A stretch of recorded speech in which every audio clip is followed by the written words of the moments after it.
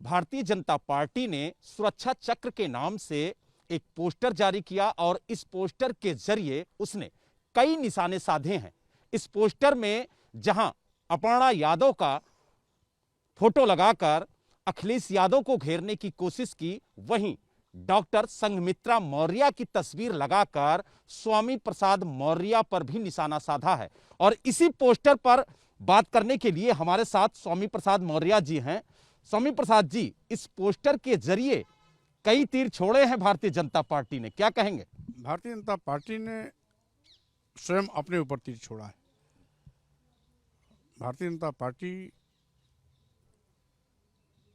के इस ट्वीट का उत्तर शायद डॉक्टर संघमित्रा ने दे भी दिया है, जैसा कि अभी दूसरे चैनल के माध्यम से मुझे पता लगा। इसलिए उनको बहुत खुश नहीं होना चाहिए। भारतीय जनता पार्टी को अपने पाप का प्रायश्चित करना ही होगा।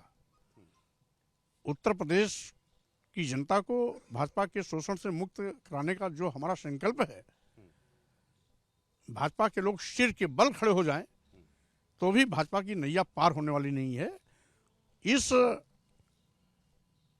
विधानसभा चुनाव में 2022 में जो हो रहा है, इसमें उत्तर प्रदेश की जनता बाट जो रही थी चुनाव आयोग की घोषणा का, जो इन्होंने किसानों के साथ किया है, दलितों के आरक्षण के साथ मजाक किया है, पिछड़ों के आरक्षित जगहों पर सामान्य वर्ग के लोगों की भर्ती की है, तमाम महिलाओं पर, बहन बेटियों पर सामूहिक बलात्कार, जुल्म जाति अत्याचार की घटनाएं घटी हैं, बड़े पैमाने पर वर्ग विशेष के लोगों की हत्याएं हुई हैं, जात विशेष के अपराधियों को खुल्लम खुल्ला छूट दिया है। स्वामी जी, यही तो भारतीय जनता पार्टी इस पोस्टर के जरिए बता रही है कि महिलाएं सुरक्षित सिर्फ भारतीय जनता पार्टी में है, और जो दो चेहरे लगाए हैं वो अपर्णा यादव और डॉक्टर संघमित्रा मौर्य का है। उसका डॉक्टर संघमित्रा ने जवाब दे दिया है। आप उस ट्वीट को देख लेंगे, पढ़ लेंगे तो आप शायद आप भी इस पर खुश नहीं होंगे। और रही बात, क्या हाथरस की घटना भूल गए क्या? क्या उन्नाव की दो घटना भूल गए क्या? क्या आपके लखीमपुर की घटना भूल गए क्या? क्या इस तरह झांसी की घटना भूल गए क्या? पूरे प्रदेश में इस तरह दर्जनों जो घटनाएं हुई हैं, क्या आप भूल गए क्या?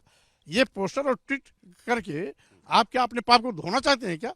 ये जनता इसको माफ नहीं करेगी और जनता इनको सबक जरूर सिखाएगी। लेकिन स्वामी जी, भारतीय जनता पार्टी में कल अपर्णा यादव शामिल हुई, आज मुलायम सिंह जी के रिश्तेदार प्रमोद गुप्ता भी शामिल हो रहे हैं, तो क्या कहेंगे? एक के बाद एक परिवार के सदस्य भारतीय जनता पार्टी का दामन थाम रहे हैं, तो समाजवादी पार्टी को कितना बड़ा डेंट लगेगा? आप जो भी नाम ले रहे हैं, उनकी अपनी कोई न जमीन है न कोई जनाधार है। वो दूसरों की दया माया पर थे, दूसरों की दया माया पर जिंदा रहने के लिए भाजपा गए हैं। और एक चीज रही बात, अपर्णा जी अगर भाजपा में गई हैं तो इसको बहुत खुश नहीं होना चाहिए। वो भाई बहन का मिलन है। अपर्णा जी भी मूलतः बिष्ट समाज से आती हैं और हमारे मुख्यमंत्री जी भी बिष्ट समाज से आते हैं, तो ये भाई बहन का मिलन है।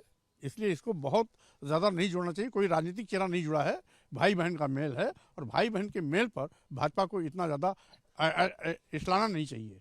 तो यानी 2022 में इन दोनों चेहरों से कोई फर्क पड़ने वाला नहीं है भारतीय जनता पार्टी को, क्योंकि इनका अपना कोई जनाधार नहीं है। इसलिए समाजवादी पार्टी की सेहत पर कोई असर पड़ने वाला नहीं। तो आपने देखा, हमारे साथ स्वामी प्रसाद मौर्य जी थे, जिन्होंने कहा कि भारतीय जनता पार्टी अपर्णा यादव को ज्वाइन करा ले या फिर प्रमोद गुप्ता को, समाजवादी पार्टी को कोई फर्क पड़ने वाला नहीं है, क्योंकि इन नेताओं का ना तो कोई जनाधार है और ना ही कोई जमीन। हालांकि उन्होंने भारतीय जनता पार्टी के पोस्टर वार पर भी सवाल खड़े करते हुए कहा कि महिलाएं कितनी सुरक्षित हैं, ये भारतीय जनता पार्टी बहुत अच्छी तरह से जानती है। लखनऊ से वीडियो जर्नलिस्ट वीरेंद्र कुमार सैनी के साथ बलराम पांडे, एबीपी गंगा।